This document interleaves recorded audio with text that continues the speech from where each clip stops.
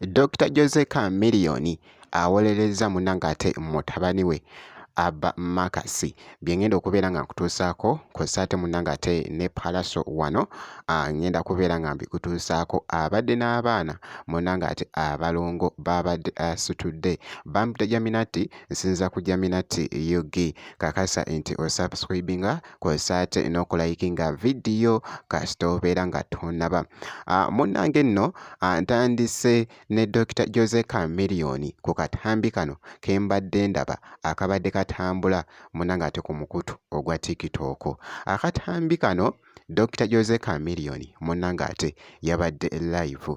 Obadde osuubira nti nno Dr. Jose Chameleone nti agenda kuvaayo munnange ate agambe nti Abba Makasi munnange ate kyewakoze kyabadde kikyamu muganda wange byogeza abantu munnange ate obwama.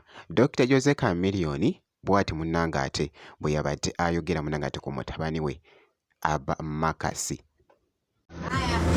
Abba Makasi bimu tugamba naawe Mayanja family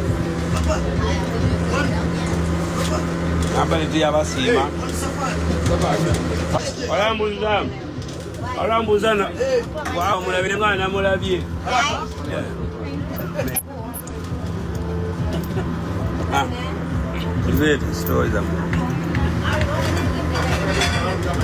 bantu bagafeka tukuyenike nga tweraliikirira ayajanga bali ku bodaboda.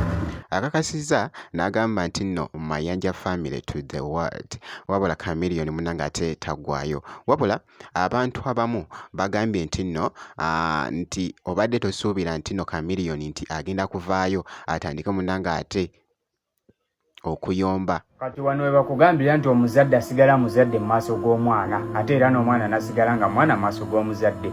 Jose Chameleone yawolereza Abba Makasi ku nudozi ezo zaafuluma obutambi obwafuluma yawolereza mutabani we n'agamba nti Makasi jju yagambye Abba Makasi jju n'agamba n'okugamba nti no wali yamubuuza nti naye obutambi bwa mutabani wabulabye omukulu n'agamba yes nabulabye naye kati ye Mayanja family omwana kye yakoze kyekyo nze ndi wamu naye ali ku sayidi ye. Jjukira emabega wali eri obutambi bwa Sheila Gashumba bunabwo bwe bwafuluma Frank Gashumba yavaayo naye n'awolereza mutabani we. Kati kino kibeere ekyokuyiga eri abazadde ti ebiseera ebimu olina okuyimirira n'omwana okusinziira ku situation eriwo then mudde mukafunda mulwanaganire eyo mwesomeseza eyo muyombeganire eyo naye nga wano ku open play wolereza ku mwana.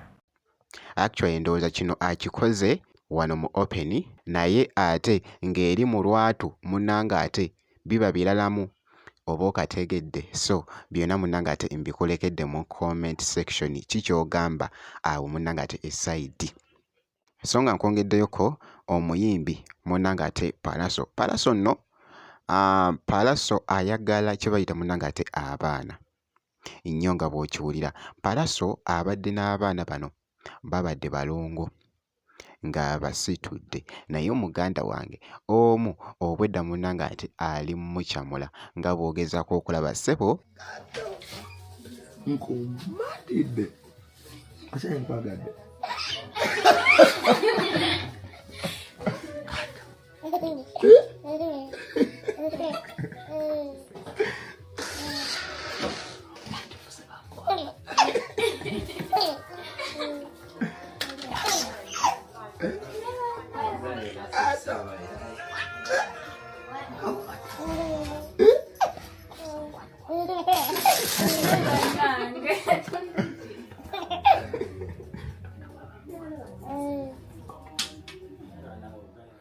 omwana abadde wali nga ali mu kuseka ng'oyinza okulowooza nti nno omwana munnange ate ayogera era nga bw'ogezaako okulaba mu katambi kano akabadde kakutte munnange ate vibe ku mukutu ogwa TikTok omuyimbi munnange ate Pallaso so bwenti munnange ate bwe mucekinzeeko ky'olina okukola kukakasa nti osubscribinga kw'ossa ate n'okulayikinga vidiyo kasita obeera nga tonnaba.